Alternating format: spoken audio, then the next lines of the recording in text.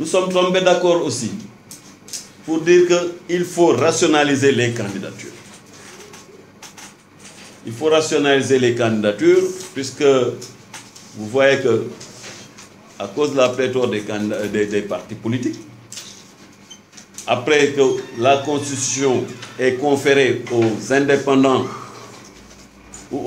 la possibilité de participer à tout type d'élection, nous voyons que de plus en plus, il y a des difficultés dans l'organisation des élections, vu le nombre de listes, et nous l'avons constaté lors des dernières élections législatives, où vraiment le ministère a eu quand même quelques difficultés, il faut le reconnaître, dans l'organisation matérielle, puisque la pléthore de il y avait une pléthore de candidats, et même les citoyens se sont plaints du fait de la multiplicité des listes qui faisait que le vote était très long. Et vous avez même vu lors des dernières élections locales, nous avions plus de 7000 listes en compétition sur le territoire national. Donc tout cela amène aujourd'hui à prendre conscience qu'il faut rationaliser les candidatures et que la caution n'était plus simplement un élément suffisant, mais peut-être il fallait introduire de nouveaux critères. Mais chacun a fait des propositions. Pour nous, de la majorité, il s'est agi pour nous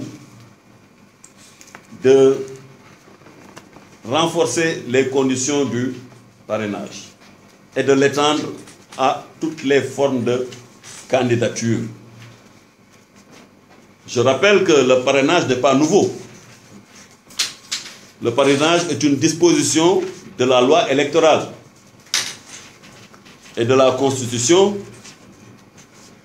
qui disait que pour les candidatures indépendantes, il fallait remplir un certain nombre de conditions, notamment réunir un certain nombre de signatures d'électeurs, de personnes inscrites dans le fichier, et notamment à raison de 1000 signatures, 10 000 signatures, à raison de 1000 au moins sur les 7 régions. Donc ce n'est pas nouveau. Et c'est nous, hommes politiques, lors de la dernière revue du Code électoral, que nous nous étions entendus sur ce procédé. Pour dire, puisque les indépendants peuvent participer à tout type d'élection, il fallait veiller à ce que nous puissions réguler les choses afin que nous ne soyons pas débordés. Mais à la lecture de la pratique, nous avons constaté quand même que la loi était violée. Ou en tout cas, il y avait des difficultés à appliquer cette loi du fait que les personnes indépendantes pouvaient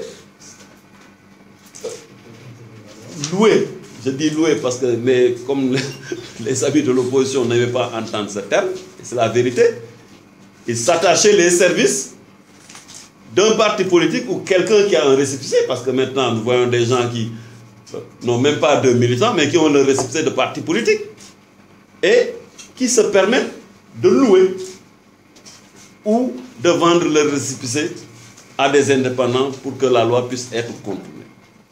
Quand dans un pays, une loi ne peut pas être appliquée de manière correcte, il faut avoir le courage de la changer. Et puisque la loi était violée, nous avons pensé qu'il fallait maintenant étendre cette mesure à tout le monde, à tous les participants aux élections. Au moins, si quelqu'un se dit indépendant, qui ne puisse plus contourner la loi pour aller s'attacher les services d'une autre personne qui a un récépissé et contourner et violer la loi. Aussi, ceux qui violent la morale, l'éthique démocratique et électorale en louant leur récépissé, mais se retrouveront confrontés à une situation où personne ne voudra plus de leur récépissé. et permettre à la loi de s'appliquer dans de bonnes conditions. L'autre aspect, je crois qu'aujourd'hui, nous réclamons une certaine équité entre acteurs politiques. Il n'est plus acceptable que dans notre pays, avec l'évolution des choses, que quelqu'un qui veuille qu'il y ait des différences ou des inéquités entre les différents acteurs politiques qui veulent concourir au suffrage des Sénégalais. Et nous avons pensé donc rétablir cet équilibre et éviter la dictature des partis politiques sur les citoyens. Puisque aujourd'hui, tous les citoyens peuvent concourir au suffrage des Sénégalais à tout type d'élection. Et nous avons pensé donc que non seulement il fallait étendre la mesure, le parrainage à tous les acteurs politiques, les acteurs électoraux, à tous ceux qui veulent concourir au suffrage des Sénégalais, et pour éviter la pléthore de candidatures qui pèsent sur notre budget, qui pèsent sur le budget des élections, qui heurtent la conscience des citoyens, parce que ce sont les citoyens eux-mêmes qui disent qu'ils n'en peuvent plus de cette pléthore de candidatures, il fallait au moins que ceux qui veulent aller aux élections puissent réunir un certain nombre de signatures, et nous avons demandé qu'il y ait au moins 1%, qu'ils puissent réunir au moins 1% du nombre de citoyens inscrits sur le fichier. Nous sommes aujourd'hui à peu près à 6,5 millions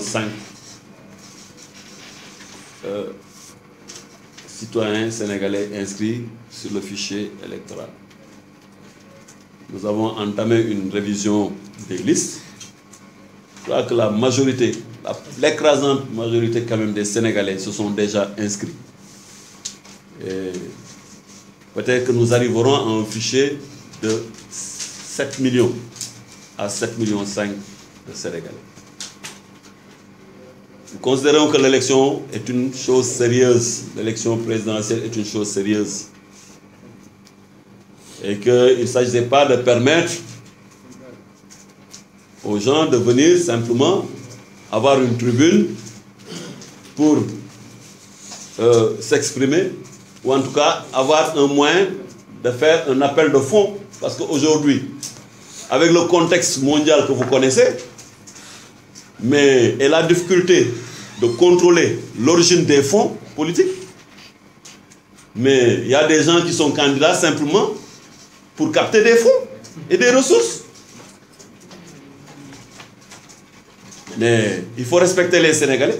Quand on n'a pas les moyens de réunir au moins 65 000 à 75 000 signatures dans le pays, on n'a pas le droit de prétendre pouvoir être président de la République dans ce pays. Il faut qu'on soit sérieux. Et ça va permettre quand même aux citoyens d'avoir une meilleure lisibilité de ce qui se fait. La concentration des candidatures n'arrange pas forcément le pouvoir. Hein. Au contraire. Mais les gouvernants et le pouvoir que nous sommes avons le devoir aujourd'hui de rationaliser le jeu politique et de moraliser la pratique politique.